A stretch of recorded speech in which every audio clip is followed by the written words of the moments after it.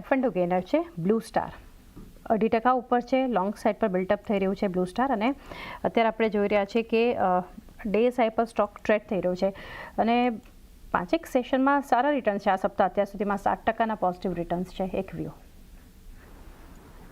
Short term જે resistance levels હતા એને બ્રેક કર્યું છે.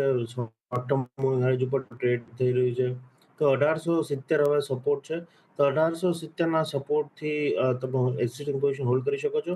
ઉપરની સાઈડ 1940 આજુબાજુ ઓપ્શન રેઝિસ્ટન્સ પણ દેખાઈ રહ્યું છે, તો 1940 આવે તો ત્યાં પ્રોફિટ બુક. 1940 આસપાસ એક પ્રોફિટ બુક અહીંયાથી કરી શકો છો. એક વ્યૂ બ્લુ સ્ટાર પર રિયલ એસ્ટેટ પર એક વ્યૂ ઓવરઓલ લઈએ અગર, તો પ્રેસ્ટીજ એસ્ટેટ્સમાં તો ખરીદારી છે જ ખુશ. લોંગ બિલ્ટઅપ 2% જેટલી મજબૂતી બતાવી રહ્યું છે. ઓબરોય રિયલ્ટી ત્યાં આજે એક ખરીદારી છે, પરંતુ ડીએલએફમાં આજે શોર્ટ બિલ્ટઅપ છે, 0.5%નો ઘટાડો છે.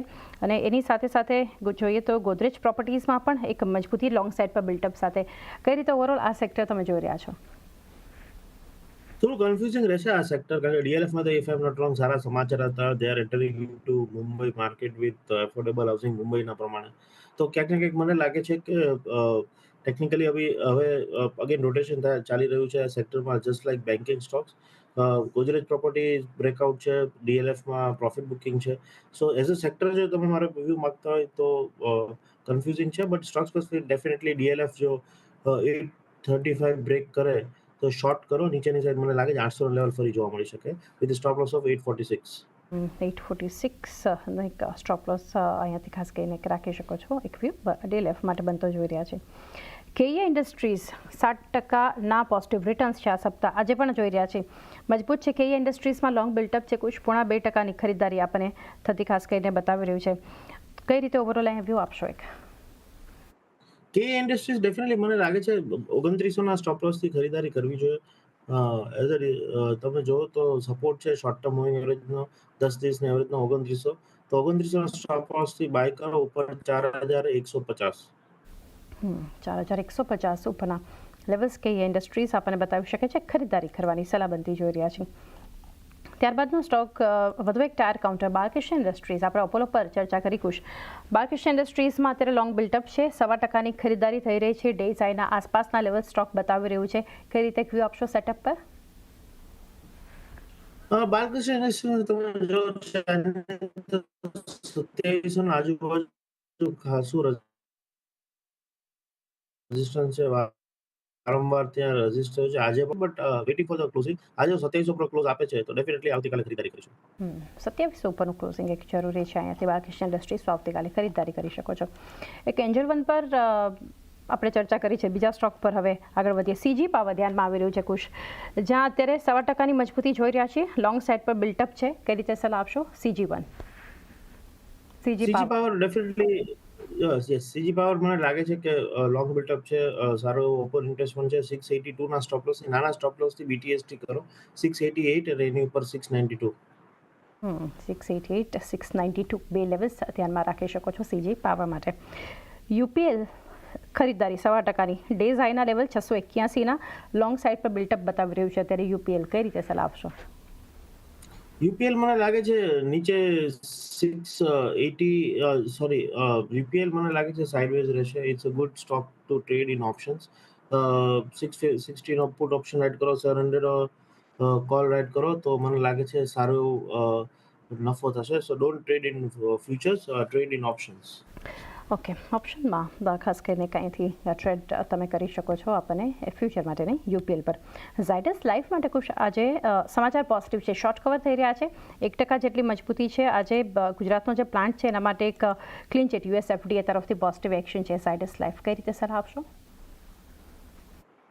ઝાયડસ લાઈફ મને લાગે છે કે definitely it's a good stock, but not for trading perspective. Again option stock sideways છે. 950માં પુટ રાઇટ કરો, 980નો કોલ. મને લાગે છે 30 રૂપિયાની રેન્જમાં સ્ટોક કન્સિડરેટ થશે. વ્યૂ બનતો જોઈ રહ્યા છીએ ઝાયડસ લાઈફ, પરંતુ ટ્રેડિંગ માટે ને ઇન્વેસ્ટમેન્ટ માટે એક વ્યૂ પોઝિટિવ છે. એનસીસી લિમિટેડમાં શોર્ટ કવર થઈ રહ્યા છે કુશ, 1% ઉપર છે એનસીસી. અહીંયા પણ અત્યારે ડે સાઇડ આસપાસના લેવલ્સ બતાવી રહ્યું છે. આપ કઈ રીતે સલાહ આપશો? એનસીસીમાં જે રીતે ચાર્ટ્સ પેન આઉટ થઈ રહ્યા છે ચાંદની, મને લાગે છે કે 235 સુધી એક લેવલ આવી શકે છે ડેફિનેટલી. બટ એ હશે તો ડેડ કેટ બાઉન્સ હશે. ડેફિનેટલી લોંગ ના કરો, કોઈ પણ ઉછાળ આવે તો તમે જો લોંગમાં ફસાયેલા તો એક્ઝિટ કરો. મને લાગે છે એક ડેડ કેટ બાઉન્સ આવશે 235 સુધી.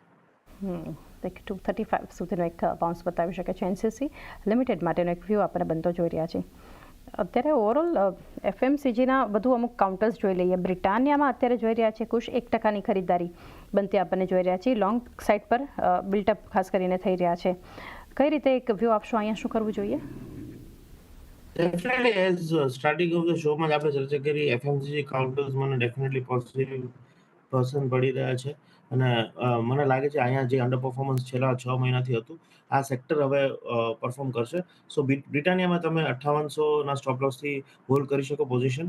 હેજ your positions with short on Tata motors.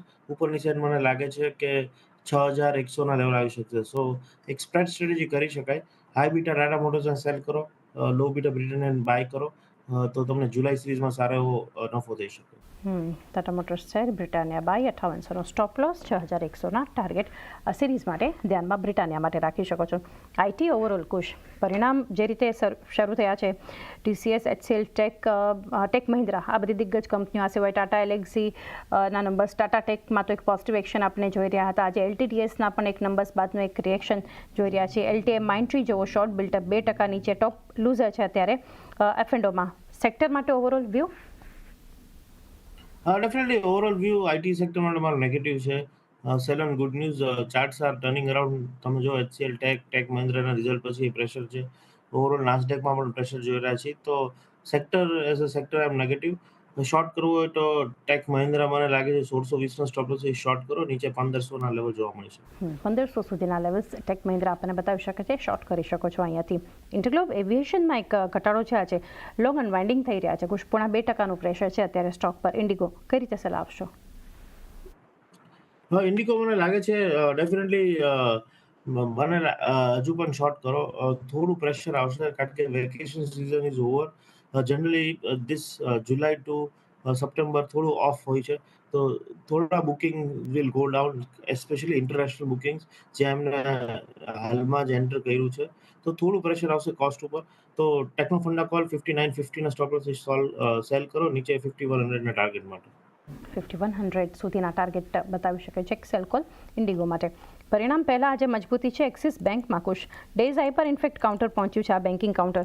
અને નંબર્સ જે રીતે આજે આવવાના છે એક્સિસ બેંકના, એનઆઈ જે છે વ્યાજથી આવક વધવાનું અનુમાન છે ડેઝ હાઈના લેવલ પર અત્યારે, અને લોંગ બિલ્ટઅપ થઈ રહ્યા છે. કઈ રીતે સર આપશો? એક્સિસ બેંક મને લાગે છે યસ, અગેન ચારની રોટેશન ચાલી રહ્યું છે. પહેલા એક્સિસ બેંક વીક હતો, આઈસીઆઈસીઆઈ બેંક છે. તો મને લોંગ નહીં કરવું આમાં, આ સ્ટોક્સમાં. ઉછાળો આવે તો સેલ કરીશ 1185ના સ્ટોપ લોસથી. હજુ પણ મને એક્સિસ બેંક વીક લાગે છે વીકલી ચાર્ટ્સ ઉપર. નીચે 1100ના લેવલ જોવા મળી શકે. 1100 સુધીના લેવલ્સ નીચે બતાવી શકે છે એક્સિસ બેંક. જીઓ ફિનાન્શિયલમાં પણ થોડી ઘણી ખરીદારી છે કુશ. આજે આ કંપનીના પણ પરિણામ છે, ઘણી નિફ્ટી કંપનીઓના આજે નંબર્સ છે, એમાંથી જીઓ ફિનાન્શિયલ થોડી ઘણી પોઝિટિવિટી બતાવી રહ્યું છે. ડેઝ હાઈના લેવલ પર સ્ટોક અત્યારે પહોંચ્યો છે. ઓઆઈ એડિશન પણ છે 1% આપ કઈ રીતે સલાહ આપશો? Again not a trading stock. મને લાગે છે જ્યાં સુધી ફૂલ ફ્લેજ બિઝનેસ ચાલુ નથી થતો ત્યાં સુધી આ સ્ટોક સાઇડવેઝ રહેશે. So avoid playing for results. Yes, if you are investor તો 2-3 એક્સપાયરી જો હોલ્ડ કરી શકતા હો રોલ ઓવર્સ, તો 300ના સ્ટોપ લોસથી બાય કરો અપ ટિલ ઓક્ટોબર સિરીઝ. મને લાગે છે 375ના લેવલ જોવા મળી શકે, but not for result or BTST. Result અને ધ્યાનમાં રાખીને 3 થી 4 મહિનાનો થોડો એક પોઝિશનલ વ્યૂ જીઓ ફિનાન્શિયલમાં રાખી શકો છો.